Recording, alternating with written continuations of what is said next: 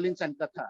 Among many other fellowships and residences of international significance, she was also invited to be an honorary fellow and resident poet at H.K. Baptist University, Hong Kong. Her special academic interests are world literature, partition literature, gender studies, translation. She has held solo exhibitions of her paintings. Next in the panel, we have an eminent science writer and a thinker and an intellectual, Professor Manoj Kumar Pataria, who is currently the director of CSIR, National Institute of Science Communication and Information Resources. Earlier, Dr. Pataria was Additional Director General of the Broadcasting Corporation of India, where he was responsible for setting up a 24/7 satellite TV channel on agricultural and external broadcasts. A well-known accomplished scientist, science communication researcher and practitioner, Dr. Pataria has also served as advisor in the Ministry of Science and Technology and Government of India. He specializes in biosciences, communication media, management, and policy. And some of his widely acclaimed books are Sharing Science and Science Meets Communication. And he has been a visiting professor at Chungnam National University, South Korea, and University of Sao Paulo, Brazil. Next in the lineup, we have our following guests and panelists, and she is Ruma Chakraborty. Ruma Chakraborty is also a very well-known writer, come author and music therapist, and she has been working in this area for a long time. She is followed by Professor Chavi Bhargav Sharma and Dr. Dimple Kaur. So I will just give a gist or brief of their bio. Dr. Chavi Bhargav Sharma is a practicing psychologist and psychotherapist. She has done her PhD in socio-political psychology and has worked under the supervision of Professor Ashish Nandi and Professor Jitendra Mohan from Punjab University, Chandigarh in 1998. She has done her master's in psychology with specialization in clinical psychology and BA honors in psychology from University of Delhi. She has been trained in strategic management and defense studies by the Regional Center for Strategic Studies, Colombo in collaboration with Princeton Institute and Washington Institute of Peace and Conflict Studies. Dr. Dimple Kaur is a personality scientist, a psychotherapist, an internationally acclaimed Indian dancer who has pioneered the research in Natya Shastra, leading to creating a new pedagogy, applied Natya therapy by her. I am really elated with the august presence of all of you. I hand over the session now to Professor Sachidanand Joshi to take charge of the session. Thank you so much.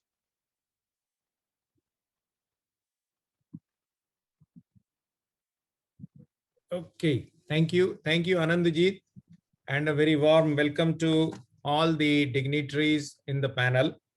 I am really honored to be here and doing a kind of a moderation for this session. I'll not call it chairing the session. I'll do the moderation of this session rather, because all the participants are eminent scholars in their respective field. And I must congratulate the authors, Anandjit Goswami and Debashish Chakravarti. Both of them are present here. One is teaching in Manav Rachna University. Other one is teaching in Indian Institute of Foreign Trade. One is related to developmental science and another is related to economics. And this is the third book in this row. First was Lucy and the Train.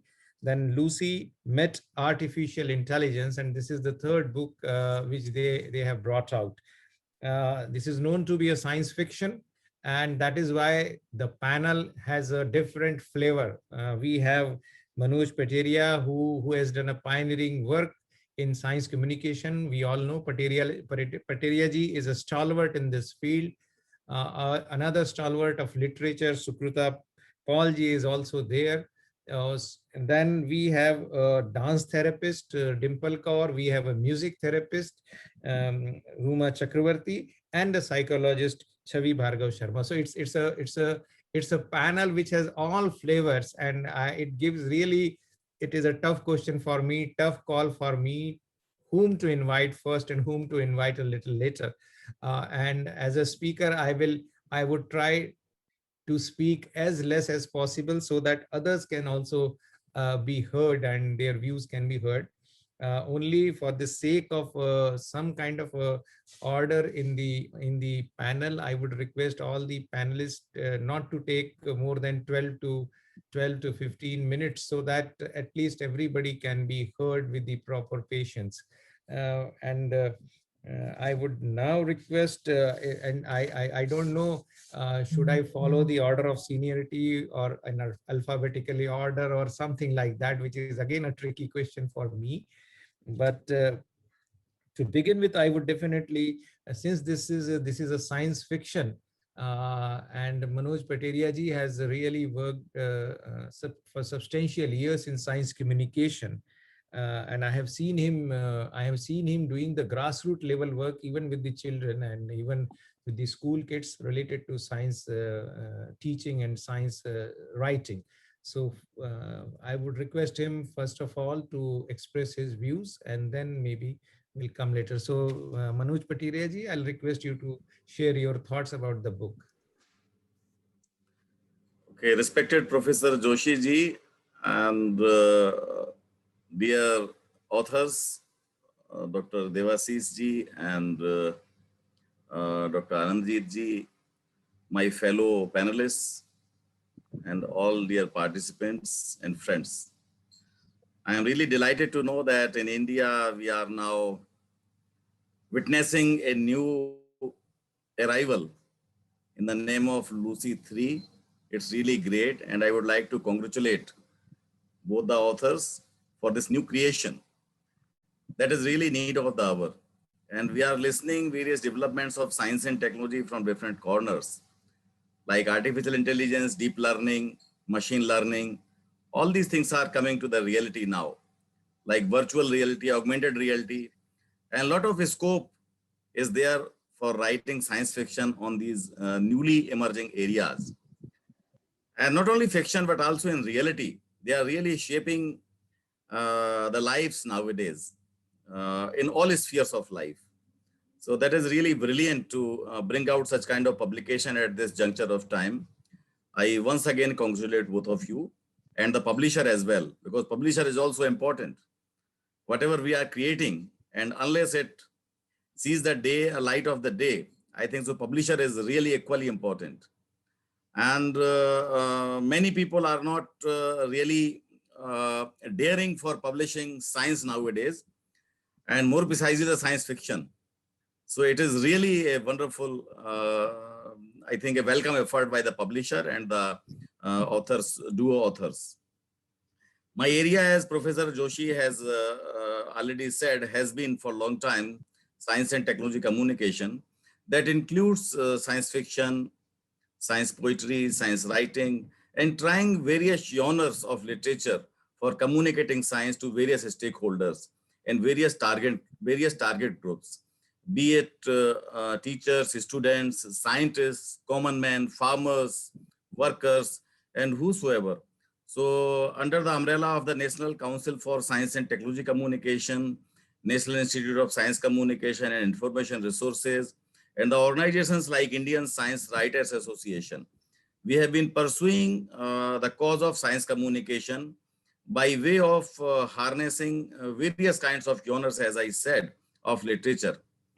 Although science fiction in India has not been that developed as we have seen all around the world, especially in the Western world.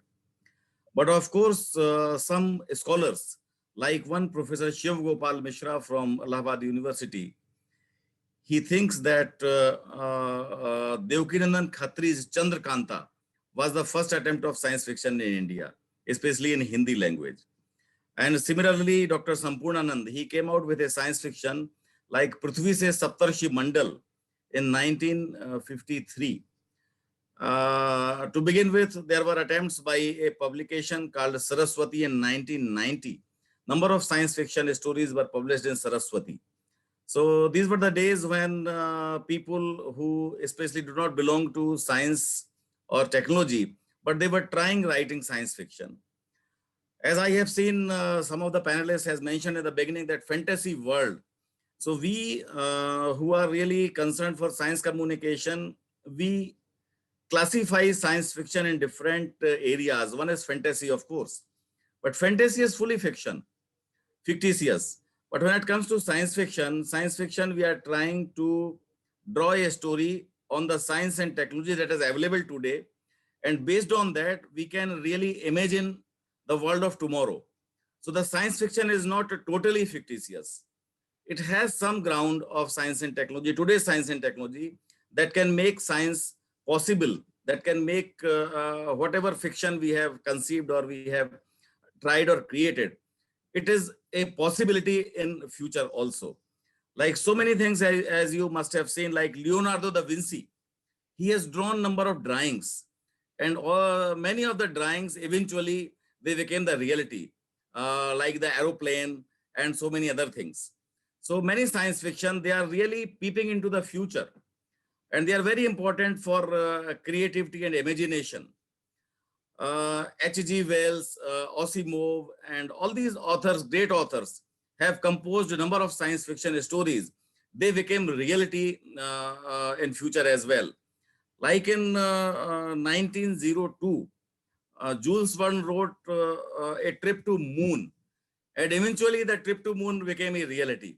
So science fiction is not really fictitious. It is eventually it can become a reality. And in India also, I remember National Book Trust published a science fiction collection under the title, It Happened Tomorrow, The Science of Future. So such kind of things are happening in India, but the pace is very low. And there is one Indian Science Fiction Writers Association. There is one association I have seen they organize every year, a kind of national convention of science fiction writers of India from Bangalore. A group very, very active. They are also doing research in science fiction writing and various science fiction stories. And they also produce PhDs in science fiction in India. So a lot of things are happening. But still, when it comes to science fiction in regional languages, I think it is abysmally low. And we need to encourage more writers, more authors, especially the youngsters, to take up the cause of science communication by way of using science fiction. And similarly, science poetry is also equally important. Science fiction could be two types. One in the poetic form, the other is in prose form. So especially, and also in drama form. So such attempts have been taken place over the period. But as I said, some more efforts are really required. And for instance, we have also organized a number of workshops for encouraging young writers to attempt science fiction, to attempt science poetry, science drama, and other genres of literature for science communication. And I am happy to share that in the Corona times, we have been able to put together yet another very important publication under the title COVID Katha. And COVID Katha was launched, was released by Honorable Minister of Science and Technology and Health and Family Welfare, Dr. Harshvardhan ji, in April 2020. And COVID Katha is a kind of digital platform. It presents A to Z of COVID-19 in cartoon form. And not only cartoon, in folk arts also, like Kathakali, like puppetry, like Notanki. So a lot of other forms are also available in COVID Katha. Encouraged by COVID Katha in English, many authors and many translators, they have translated, many groups voluntarily they have come forward and they have translated COVID Katha in various regional languages, maybe in Odia, maybe in Assamia, in Khasi, in Tamil, in Marathi, in Hindi. So not many versions have come up and they are available through Department of Science and Technology website. And we are also now working on yet another set of science fiction stories that is coming up under the title COVID Tales. COVID Tales is a collection of science fiction stories on various aspects of COVID-19. Similarly, in Hindi, we are bringing out COVID Nama. COVID Nama is a collection of something like 15 stories written by renowned science writers and science fiction writers in India and abroad. And they are translated also. And COVID K Pad, we are also bringing out a poetic form of writing on COVID-19. So these are our efforts, how we are trying to really bridge the gap between science and society by way of using various forms of science fiction, science writing, science poetry, and other forms of science communication. And I'm very happy to join this wonderful platform. chaired by Honorable Professor Joshi ji. And I look forward for hearing all of you. And I once again congratulate the authors. Thank you very much for giving me this opportunity. Namaskar. Thank you, Manoj ji. And it was so nice of you to give us a total background of science communication and science writing, and the experiments being done today as far as the science writing is concerned, science fiction is concerned. But there are people, and there is a school of thought which says that a fiction is a fiction, no matter it is a science fiction or a art fiction or a commerce fiction or an economics fiction. A piece of literature is a piece of literature. And who can judge this as a piece of literature better than Sukrita Palji herself? She has been a teacher of literature. She is a master of literature. She is a poetess herself. And I think it would be worthwhile to listen to her and how she feels about this novel, which is Lucy and the Rise of the Parabola, which is the third in the series, what she feels about. So Sukrita ji, over to you now.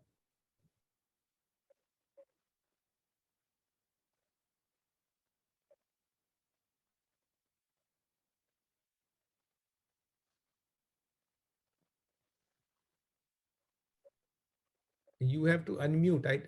Yeah.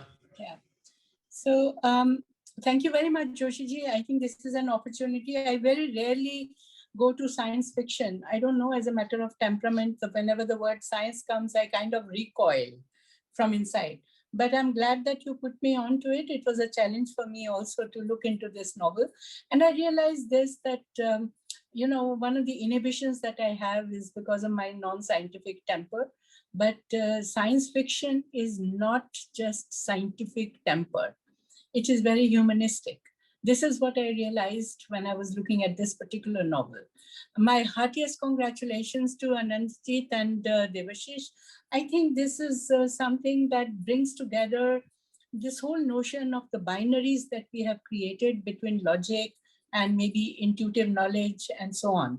I don't think knowledge can be bifurcated in the way that we do in our normal understanding of what literature is or what science is, because unless one has intuition, I don't think science can also happen. Einstein could not have been Einstein but for the fact that he could play the piano, that he could enjoy the music, So there is logic and reason and emotion and feeling and intuition all coming together. And particularly when I read this novel, initially I was very, very hesitant as to how I'm going to respond. And I thought I'll just tick off a few points. But I must congratulate the authors because they seem to be like poets. I mean, the quality of imagination that you have, you witness in this particular novel. This imagination is intense, very, very intense imagination, which actually takes a leap. And this leap is what is, of course, you need to have knowledge of science to be able to, or technology rather, to be able to also make the leap. But unless you have imagination and unless you have that existential angst that I notice here, the existential angst has to do, or the pain and the suffering has to do with what kind of, juncture we have come to as, should I say humankind? I don't want to say just mankind. I think it's humankind, but more to do with mankind because it's been man-driven rather than woman-driven civilizational forces that we have been really involved in. So I think it's this kind of a world which has actually led us into coming to almost like a dead end as it is.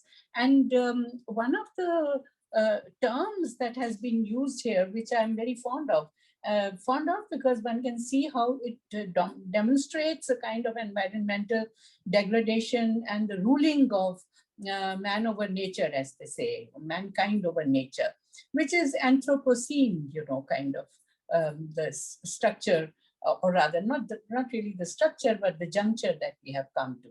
So in this Anthropocene kind of setup, you can actually see the assault of a human being on nature. And it is in this angst that I think it's somebody in the novel who says, is it Lucy who says that unless you are engaged with the present, you cannot look after the future, or you cannot enter the future. And we are not pausing as people, not just of India or, India or Britain or something, all over the world. We are not pausing and reflecting on some crucial issues to do with the kind of battle that has come to be between human beings as species and nature overall, and the extinction of so many, species, etc., etc. So what I want to emphasize really is on the fact that, the creation of Lucy, for instance, as a character, I think that itself is an acronym, as we are told, love, understanding, creation, youthfulness. So that is what is Lucy, right? But what I'm really, really very, very taken in is by the fact that Lucy as a child is selected to go to the future. And why a child? Because it's an uncorrupted mind. And that innocence, the beauty of innocence, the way it gets established here as to how therefore it means that we are lost out on this innocence. As adults, we lose it anyway, but we have totally lost out on this. And therefore the child has to be selected. And Lucy has been selected to go as an uncorrupted mind to be dealt with in the context of the way she receives her dreams, and then the way the dreams get analyzed. So what are we doing with this? And I'm glad you have a psychology, a person with psychology also on the panel, because actually we are dealing with various levels of consciousness. It is from the super, just consciousness, and then going beyond into a layered kind of a structure of consciousness, into the subconscious when we are looking at the dream world. And it is the dream world which is the most real world. So if we say fantasy, fantasy is not a lie. In literature, fantasy has its foot in realism, in deep realism. And it is that realism which is kind of dug into our, should I say, I want to use the word soul, but it's basically the subconscious, It's actually what the authors are trying. I don't know how two people can write a novel. I really don't know, but they have done it. And what they have done is that they have dug into the depths of the human consciousness, and from there have come to the surface to realize how, a sense of logic and technology can be used to take this track of going into a future and then coming back. And look at the way it is happening. It's not just going into the future. It's going into the future to realize that people in the future want to go to the past. Now, this I think is absolutely beautiful. And this is something which also tells you about the consciousness of the writers, how they are looking at it holistically, and how they are bringing in social realism by also talking a lot about, say, the class division. I mean, the class, the way it has been dealt with, the elite class and the poor people. And in fact, so much so that at some point, there is a whole, what is the term that is used? I think it's called climate refugees, that have been created. And I think that's absolutely enchanting. And within that particular context, there is also Rohingyas. So social realism, that is the way it has, and it's not limited to, only the subcontinent. That is only a symbol of all the other refugees that we have. And how there is that divide that has been questioned in a way. And that is why the parabola, I think ultimately when parabola comes and the negotiation is it parabola that comes, that faith, the way when faith comes and does not allow negotiation at the end to be completed. I think this is what is dystopic. And this dystopia is actually, in reality, the desire for a utopia. The desire for a utopia gets inverted in a very beautiful way.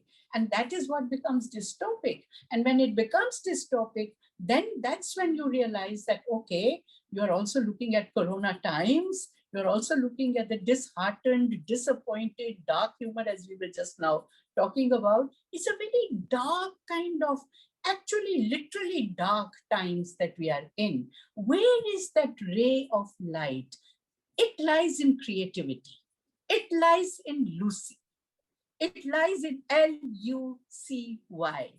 And it is this creative domain that we need to engage with over and over again, and therefore look at fantasy becoming actually real. Science fiction is something like the inversion of what we call realism, the inversion of what we call magic realism. And I really want to thank, I think I've exceeded my time a little, but I do want to compliment the authors by saying that you are in a way giving a solution by creating a character like Lucy with Lucy. And that's where we need to go for compassion, for love, for future ventures, for creativity and youthfulness, which I think is our richness, our wealth in every way. Thank you. Thank you very much, Sukrita ji, and really you have really touched the nerve, touched the chord of the entire novel, and I was also surprised the way it has been dealt. Another question which you have raised: how two people can write one novel? I read their interview, and which was very interesting. That both of them, I think Devashish, who said that it is an example of excellent teamwork. More interestingly, they don't work together in the same organization. That's another funny part. Maybe that's why they are able to write together. So it's an interesting thing about which we should discuss. You were also referring about the pandemic, and we would have been happier to hold this entire event at the India International Center, for which we had already booked the venue. But because of our foresightedness, we shifted this to the online platform. Look, today Delhi is closed because of curfew, and we cannot move out. So in a way, it has happened really good. Another good thing which has happened is that when I suggested the name of Dr. Dimple Kaur, I did not realize that she is still in California and it did not return to India. So had it been at the IIC, I think Dimple Kaur would have not made it. But we are fortunate that she is here in the panel. And in California, I checked, it is 5:52 a.m. right now. So she is awake, and now she must have taken at least 2-3 cups of tea. So now she is ready to express her feelings. She is a dance therapist and a psychologist, and she is also doing some work with IGNCA on applied Natya therapy. So Dimple, I would request you to take on the mic and express your feelings about the book. Thank you so much, Dr. Joshi. It is such a pleasure to be here among this August gathering, and my congratulations to the authors. I am personally enchanted with science and a big devotee of science and arts together. And for me, I keep questioning whenever I reach to any forum, is all art not science, and is all science not arts? Then whatever it is, we don't understand it. But when we are talking science, and I really like how Dr. Sukrita said that, you know, there is a little pullback when we talk about science, as if it's something difficult. And that is where I was working for last many years in how to bridge that gap, because it is not unless we start creatively thinking about applying whatever we are imagining, how will we reach to the process of evolving? How will we reach to the process of next level of growth into mind, body?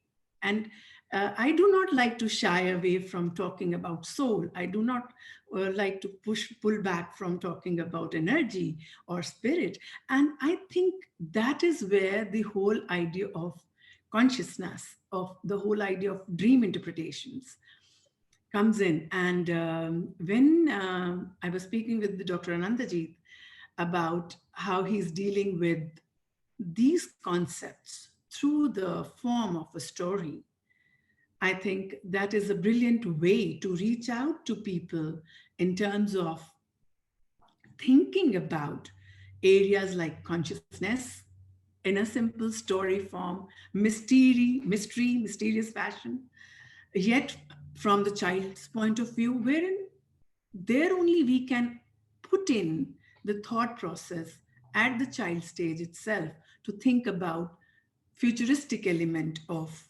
consciousness. You'll be very surprised that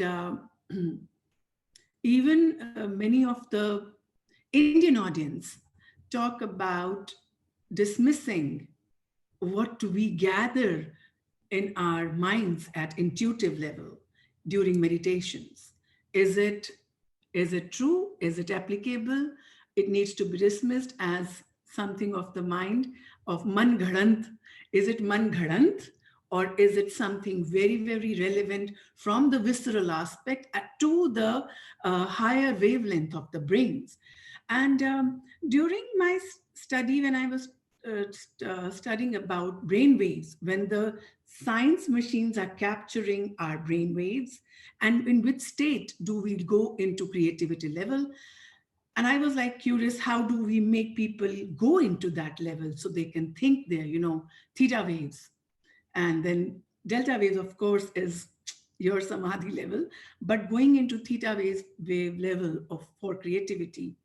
So all these aspects of science, when put into human potential, is what is very brilliant about. When I heard the topic, when I heard what the book is about, I was saying, yes, immediately, yes, this is something we need to talk. This is something we need to write. This is something we need to share with people. I, on my part, have been using body to bridge this. There is a huge divide in the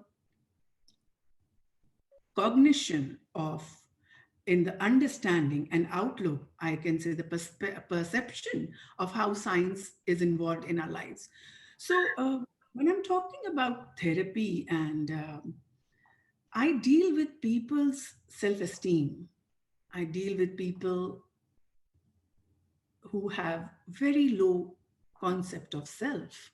And can I mention here that most of the people that I have been dealing with were artists. And the concept and the confidence was low because art is considered inferior to science. Wow. And I was like, why is that? And then there were other layers and layers of it opening. Why are people not confident in approaching science and arts together? And here, when we are talking about futuristic element, AI, the parabola, the dystopia to utopia, how do we span all this? What is that rainbow which will be the bridge to all that? And this was what these all thoughts were like bombarding me when I was talking with Dr. Anandajit. And another aspect which I wanted to bring out was the consciousness, the dreams, and the application. I also, along with science, I also studied various poets who said that they wrote the poetry in their dream. Some very famous poetry, which I have read, is written in the dream. Now, what happens? Which part of the brain is activated in the dream? What are we talking about when we are talking about consciousness? What are we talking about when we are talking about science? So now science and technology can actually enter the areas of brain which will be lighted up. And how do we use this whole lot of information to be able to bring out the changes and reach the highest level of human potential? So these were the few concepts that were emerging out when I was looking at the trailer of the book, and very beautiful trailer, and the concept, the underlying theme of climate, of how the story is woven. There is so much going on, so much art and science getting mixed up, they're getting layered together. And I think that is a very beautiful effort, Dr. Devashish and Dr. Anandajit. I congratulate you for integrating both science and arts together in such a beautiful manner. And hope I will be able to put this again in some body movement aspect of it so that people can feel it, experience it, and emerge. And that is what my whole take on this is. Thank you. Thank you, Dimple, and I hope you continue to remain there, because now, since you are awake, now you can you can continue to be there. Absolutely, absolutely. So it's really Just nice. that. You have pointed out the consciousness factor of this book, and which is very important and vital. And you have also underlined the importance of being artist in this whole narrative. Science is one part, and art is another part, which plays an important role in this entire narrative. But you also spoke about the trailer of the book, and that reminds me that we should also record the trailer here. So I'll request Dushyant to play the trailer of the book, and so that everybody can see who has not seen it, and maybe for the benefit of the audience. Dushyant, can you please play the trailer?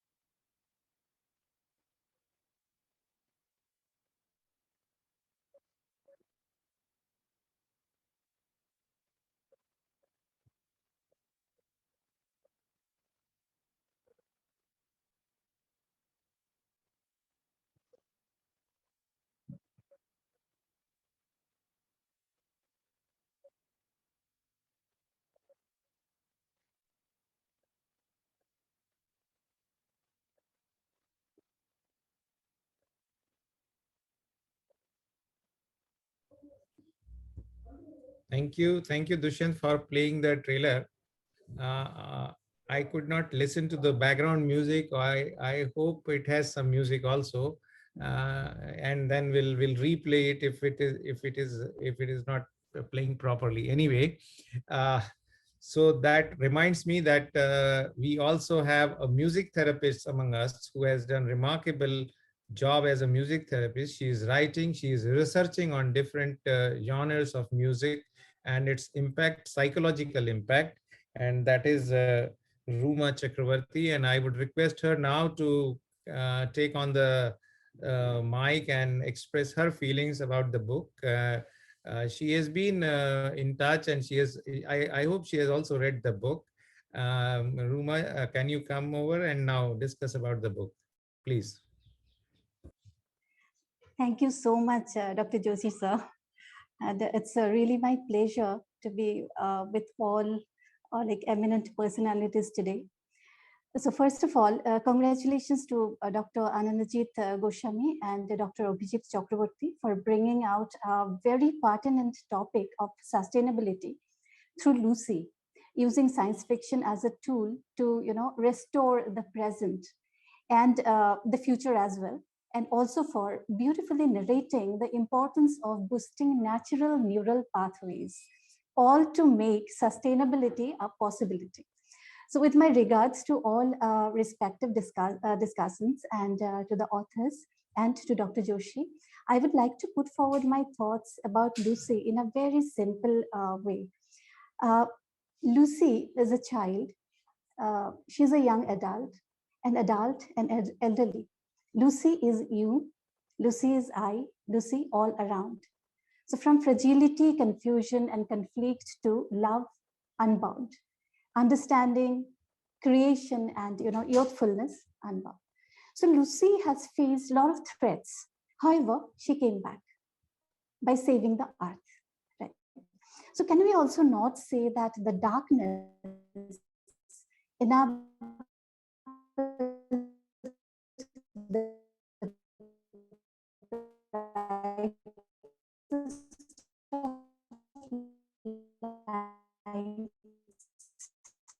as a it that works? Is it the psychology? Is it the consciousness? Is it physics, chemistry, biology, neurology, mathematics, philosophy, what it is? Again, Lucy represents and travels multiple universes. So multiverses, as we say. So do they really exist?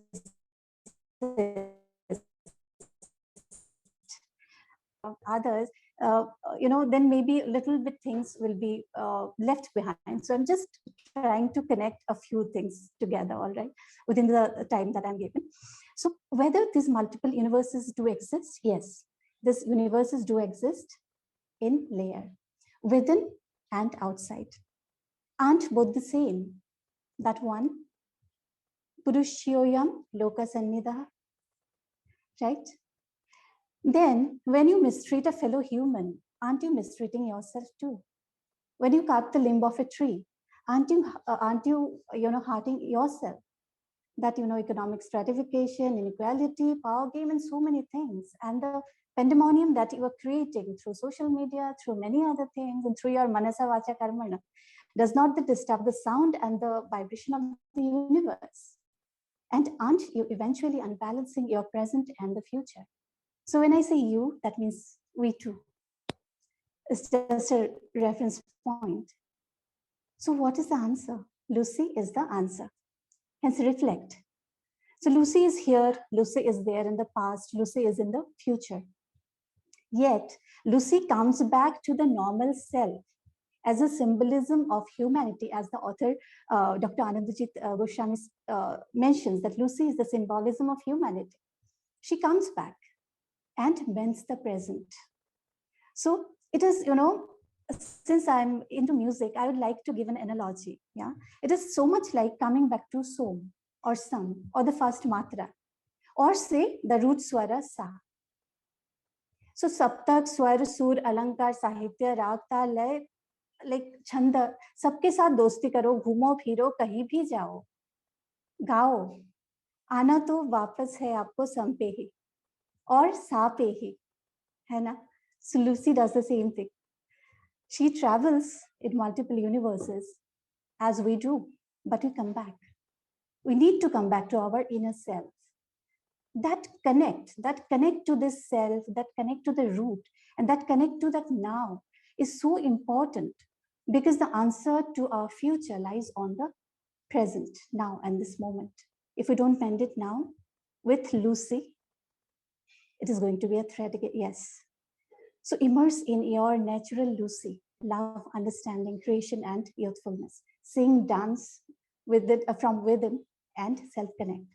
Listen to the inner nada, and then synchronize that with the melody and the rhythm of the universe, the mantra of coexistence.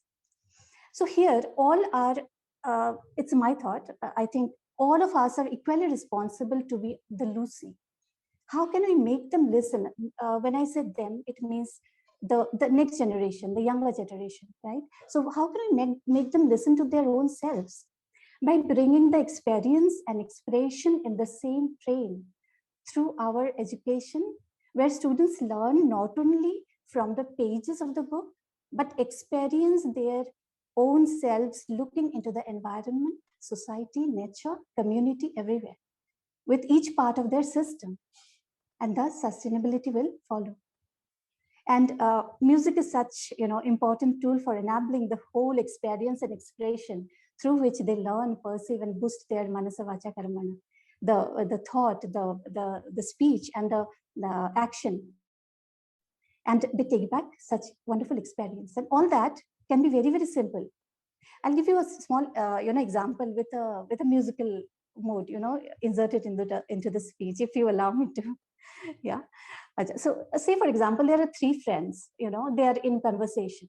And one friend asks, what are you doing? She asks both the other friends. Second one says, nothing. The third one says, there is something I'll tell you later.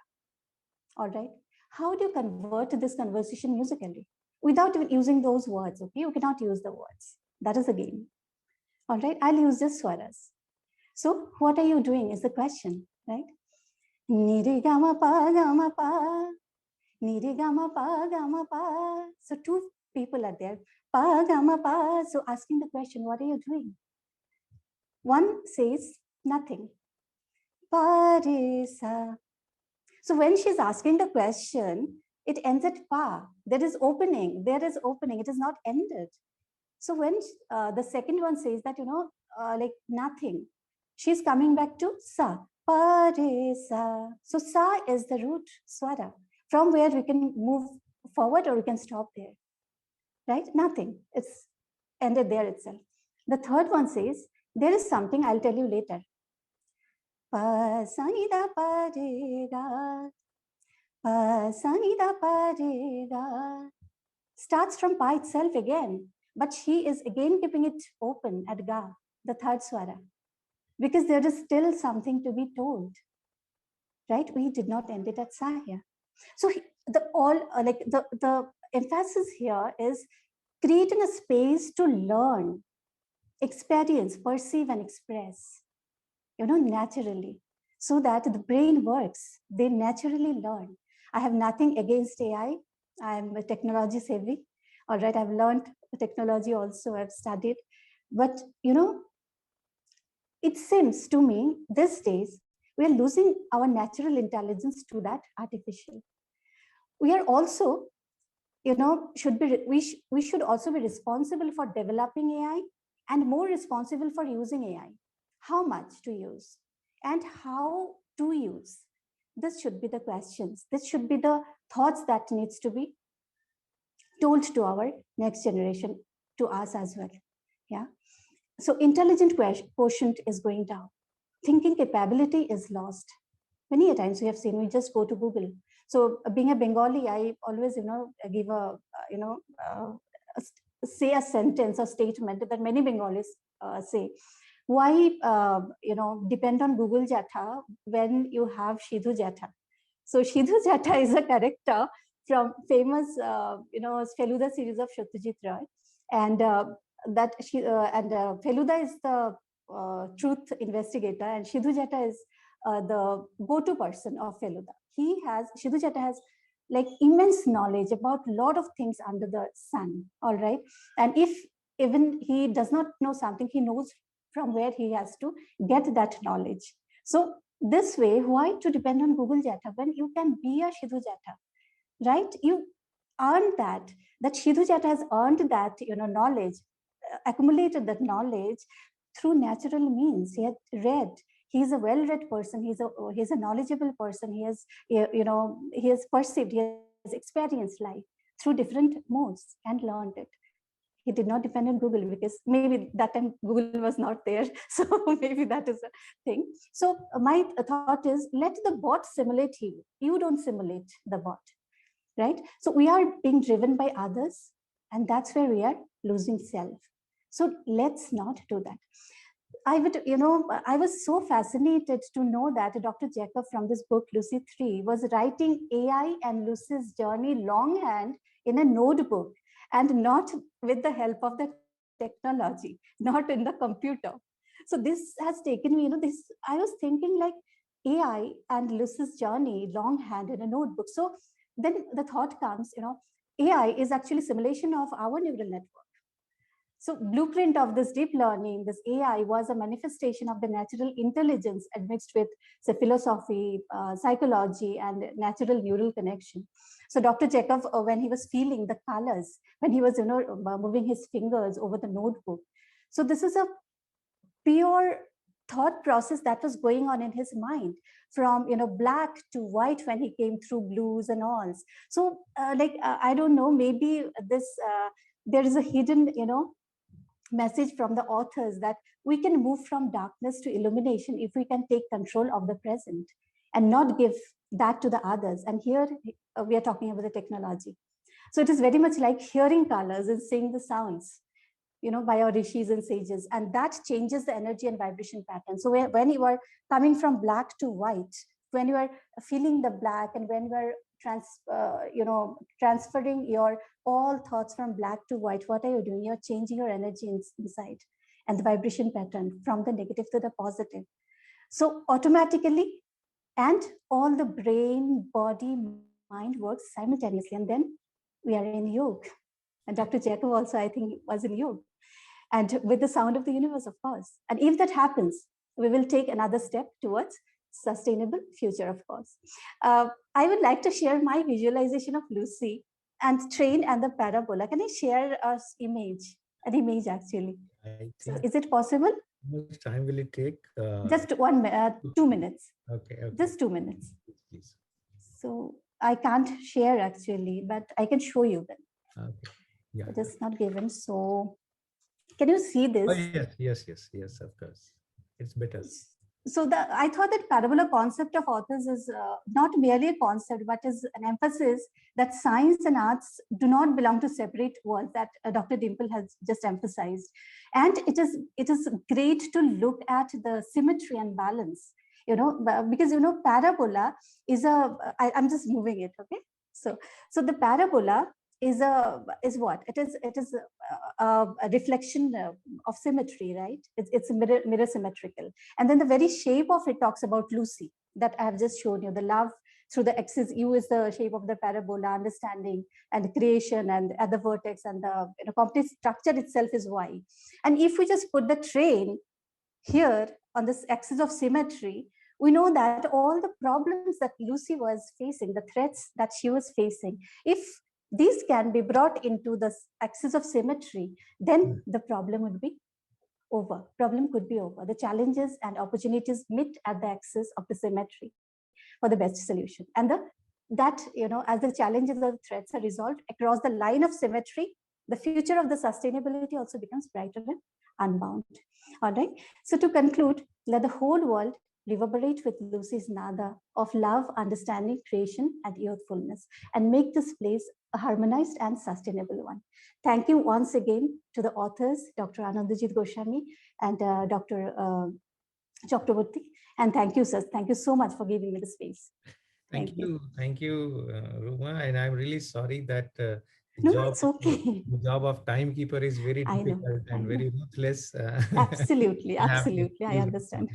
But you also very rightly pointed out Manasa Karmana Vacha. That's a beautiful narration you have done about the whole thing, and also try to explain parabola through creativity and art, which is really important. As a student of mathematics, of course, we have studied the definition of parabola, which may slightly differ. But now when we say Manasa Karmana Vacha, it needs to understand what is inner self and what is outer self, what is my plane and what is the universal plane. And I think a psychologist would be a better person to explain. And we have Dr. Chhabi Bhargav Sharma, who is an eminent psychologist. And now I would request that how she is analyzing this book from the perspective of a psychologist. Chhabiji, over to you now. Thank you, Joshi ji. It is such a pleasure to be among such. I was listening and I'm really, really overwhelmed, and I don't know what else to say. But I must say that writing science fiction is a very, very difficult task. It's a very difficult genre to write about. And I must congratulate Anandajit and Devashish for this excellent work. But you said as a psychologist, I have to speak. And so I'm I am going to talk as a psychologist because it's a delight to sieve through and see how the mind works. And here, the first thing they talk about is it's a dystopian story. And and I was just thinking, dystopian, here is it a story? It's a dystopian book. And then I see, that's what we do, people. We do then and the beauty of this dystopian story is that Lucy is a child, and somewhere it kind of it negates the whole concept itself, because a child, if you put a child who's going to redeem you, then you believe in an utopia, and we believe that utopia is real. And so this is what the first thing that struck out when I read this story is that, okay, you can talk about the darkness, but it's not really, you don't believe in the darkness, and it's not really a dark book. And the second part is thank you to Runa ji, because she just showed what a parabola is. And for me, the name parabola, and if you see, I just kept thinking, why is the villain a parabola? Why should you name a parabola? Is a very beautiful piece of structure of art. And then I looked up, I have to be honest, I read the maths formulas and I looked at how artists define parabola. And I said, why should the parabola be the one to destroy in the future? And then, when you do this, then if you just reverse the parabola, it is a normal curve. And actually what is going to kill us is the same thing that we have projected, the same normal stereotypical things of caste, of economic disparity. Those are the killers, and those are going to come in whatever shape, in whatever good artistic form they come. That is how they are going to be killing us. And that is what the enemy is. And Lucy, of course, everybody has spoken about love, understanding, creativity, and youth. So that word youth also I kind of looked at, because you should, why is it that youth is there? And then towards the end, that sentence, you become skeptical like an old person. And I realized we need to preserve that youthfulness. Of course, when you talk of Lucy, and as a psychologist, everybody will say that taking a child, it's our inner child that all of us have in us, that is never corrupted. The inner child is always in the present. The inner child believes in an utopia, is hope. And that is why, this inner child, or Lucy, we can all call, which is always alive. And Lucy is the one who's going to redeem us. So we all are going to redeem ourselves from what I see this, if I have to interpret it psychologically, I will see it as that the inner child in us, the child which is optimistic, hope, and is always anchored in the present, is the only one that can go to the past, present, and future, can travel, because you are light, you're not heavy. When you have no excess baggage, that's when you can travel. And that's when you travel and you can see and you can redeem everybody else from the enemy. Is actually not the enemy outside. It's the enemy within each of us, within our society, of mediocrity, of greed, and of course of the power structures. Everything arises out of greed. I won't take, whatever for wars for water or XYZ. It's always a greed that has done this. And in a way, I felt this was an obverse utopia. Even if you look at it, the first thing that came to me is, okay, it's an obverse utopia. But then you realize that no, it's not, because everywhere you let out how much of hope, how much of this is such an optimistic book. But for me, the last part was the killer, because you see Tesla there, and that is where the authors also tell about their whole, where they come from, what are their obsessions, sustainability, yes, environment. And it's very fascinating, because that's what is going to happen. And the war is not going to be about other things. It's going to be about resources. It's going to be about redistribution. Inequality is always, of course, there, but that's, like I said, greed. And I think I don't want to overshoot because I timed myself. And it's a fascinating story, and there is so much more about the authors that one can talk of when you look at, as a psychologist. I can go on and on about what each said, each sentence. It's so much. it reveals so much about the authors. And that's what a book is about. It's the fiction is just a word. It's the story about the authors who are telling the story. And Lucy 3 is a wonderful, wonderful book. It was so I think I must congratulate both the authors. And of course, two authors writing one, I think that's another fascinating story in itself, that where did you converge? Where did you disagree? I think that we must ask the authors. So that's my take on this book. Thank you, Chaviji, and really you also pointed out very rightly about the mysterious combination between the two authors, which is really which is really fascinating. As you said that I need to chair this session, I have to speak few words from my side also, and in another 5-7 minutes I would try to finish off my observations about the book. When we talk about development, especially the sustainable development, Mahatma Gandhi once said that the earth has enough to satisfy everybody's needs, but it does not have enough to satisfy anybody's greeds. That's the golden principle which Mahatma Gandhi gave to us, so that we can experiment how we should lead our life. Another important statement which Mahatma Gandhi gave was, if all the important scripts and all the important books are lost in the world, even this one shloka of Kathopanishad, Isa Vasham Idam Sarvam Yat Kintam Jagatyam Jagat Tena Taktena Bhunjita Ma Gradha Kasyas Vidanam.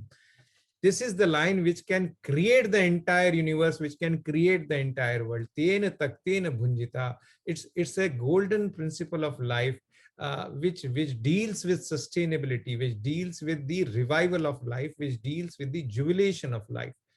So those were the important words which Mahatma Gandhi gave as far as the sustainable development, climate change, everything is concerned. Those are the important concerns which are highlighted in this book.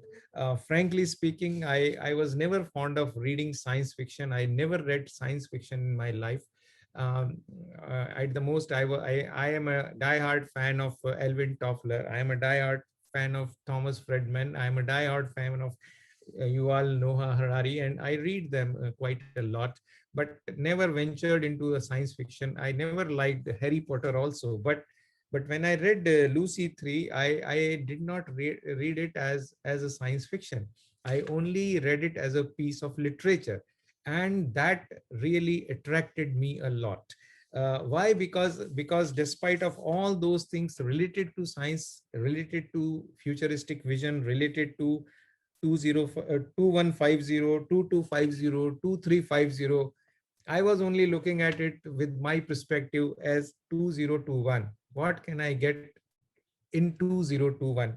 And very interestingly, it deals with the beautiful incidences, small incidences of life. On page 29, there is a reference of South Asian bureaucrat, developed country bureaucrat, and it typically depicts an Indian bureaucrat's perspective for any kind of a developmental scheme, which really attracts me, which really puts a great piece of observation as far as the authors are concerned. Similarly, since we all belong to the field of academics, page 62 and 63, where Peter is dejected and he is sort of thrown back to his own place, and he's asked, are you again joining the academics? And just see the misery you see. It's really touching my heart, because it comes from the roots. It really comes from the roots, which is 2021. I am reading the novel in 2021, and I am getting fascinated by this. Another piece of fascination is the balloon seller, about whom Lucy said, you look all the same. I mean, I have met you in 2150, I have met you in 2250, I'm meeting you in 2350, and you look all the same. So what does that balloon seller depicts?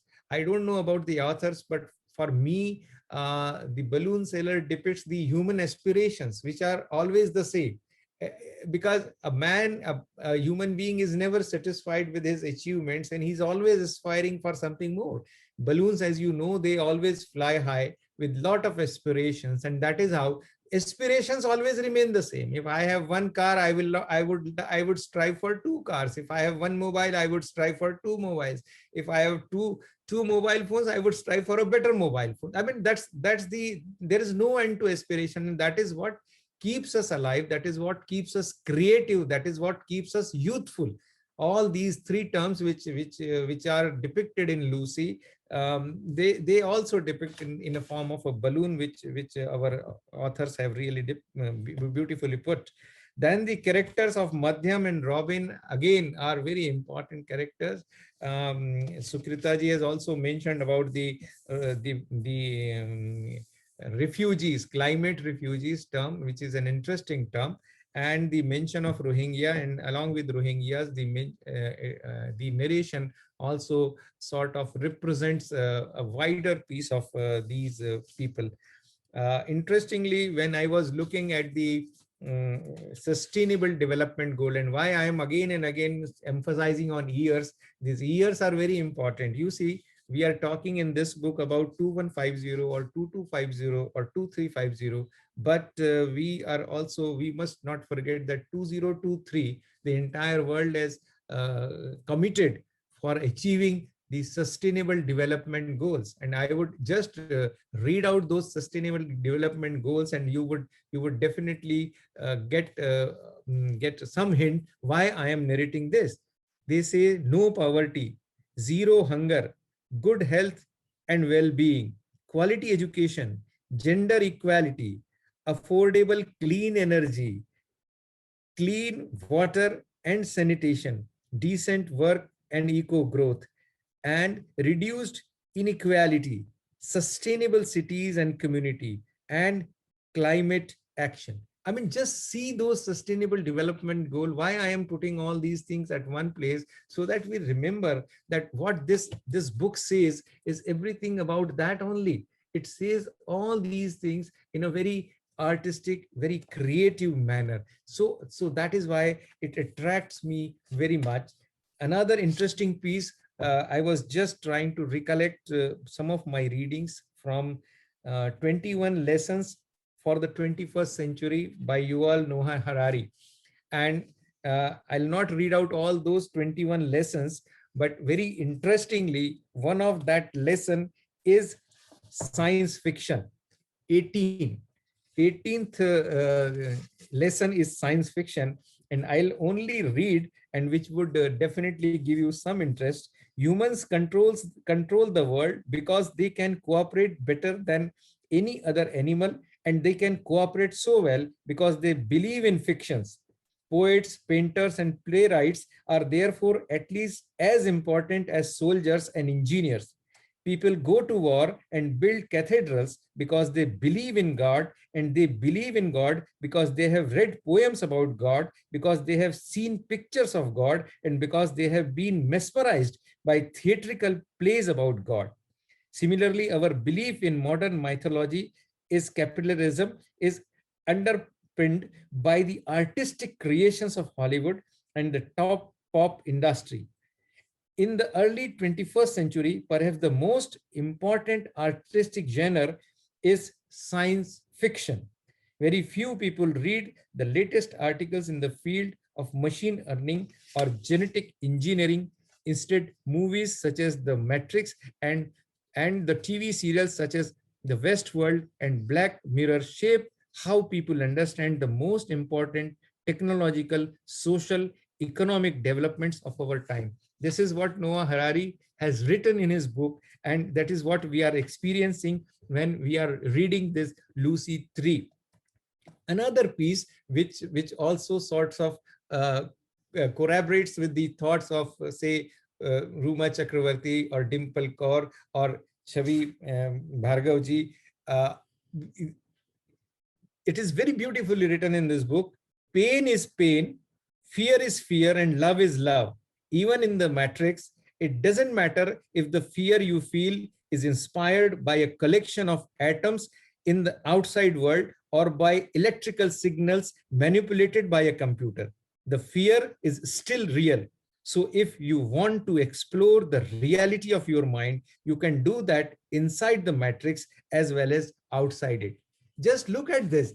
today, I mean, it was sheer coincidence that I recollected my readings from these books and thought of sharing this with you, so that it also culminates what our all experts have said.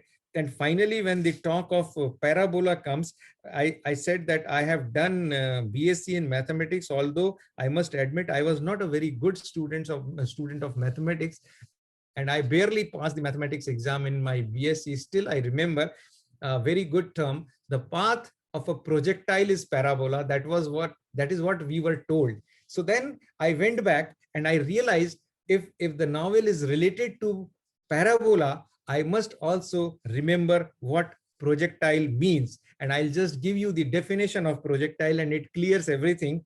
A projectile is any object thrown by the exertion of a force. It can also be defined as an object launched into the space and allowed to move free under the influence of gravity and air resistance. So these are the projectile.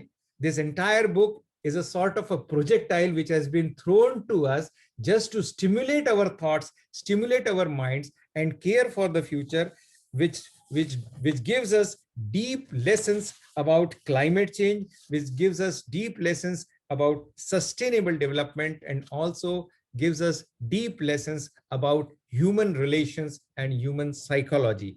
So with these words, I wind up my statement. And on my part, I must again request any panelist who would like to add something to his or her statement is welcome for another 5-7 minutes. And then maybe we can request the another author, Mr. Debashish, to come up with the vote of thanks and his views. So any panelist, I know have been little harsh in controlling the time, although I did not say anything, but still anyone who would like to share their views is welcome.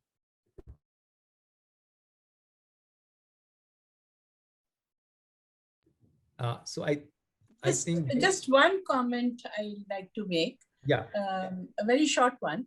Yeah. I think what I sort of feel very overwhelmed by is the fact that this is a kind of a macro vision that comes up. It's not a comment by us, on not a fictional comment on one specific region on the earth, but you almost get the, it's like you're going into the space, and from the space you're looking at the earth, and so it becomes a very macro kind of a vision. And then you see, in that macro vision, then you see the micro, degenerative kind of factual things that have been happening here, whether it is to do with deforestation or climate change and all of those things. So the detailing comes, but I think the way macro and micro come together here is what makes this book a big book. And it's fiction, as we say, which tells you more truth than truth itself. It's like that, Yes. Thank you for doing the book. I think Debashish, now it's over to you. You have been listening throughout this session. You are the co-author, and all compliments to you as well. And now I request you to come forward, propose the vote of thanks, and maybe share your views about that. Thank you very much, sir. I will just say one or two words, and then I will proceed to the vote of thanks. We can say, first of all, I must mention that initially when we thought that the physical book launch will not happen, we were a bit concerned. But today, the virtual book launch completely compensated for physical launch. And thanks to Sir Yu as chair of the session and all the panelists. So we must share our heartfelt thank to all of you for taking time out of a busy schedule and coming here. I will add just 2 lines on my perspective. One comment was made that we are working in 2 different institutions, academic institutions, so that involve a lot of teaching, research, and everything. So how can we collaborate even without physically meeting some of the time? In fact, initially, the last Lucy, if you look at, we were in Delhi. Now, physically, even we are in 2 different cities. I have taken a relocation to IFT Kolkata campus of late. One advantage I would say, sir, we have been trained in the same academic institute in the Center for International Trade and Development in JNU. So maybe the academic past of both of us, the Brahmacharya days, you can say, had been similar. So we come from a similar line of academic upbringing, perhaps that makes it easier for us to collaborate.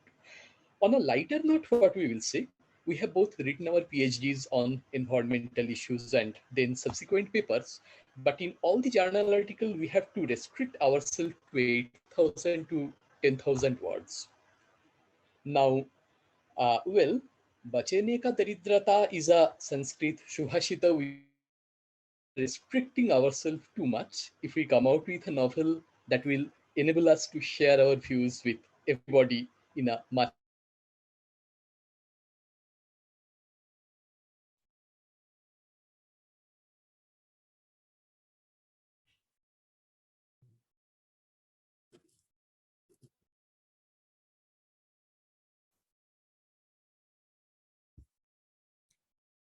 I think Devashi's your connection is a little unstable. I think you. Uh, that you excellently did, it would have been very difficult for us. I totally agree with you. The Gandhi that you very rightly quoted on the need and greed that we are seeing today in the society, that the individual in their limited capacity and society as a whole must adhere to. Otherwise, we are moving towards the very gloomy days despite the sustainable development goals that countries have committed for, or the Paris climate deal. And I really liked, sir, the way you related the balloon seller with the time invariant human aspiration. That is fascinating. Thank you very much for reading our book and trying to decipher the underlying concepts. I will thank Dr. Manoj Patairia.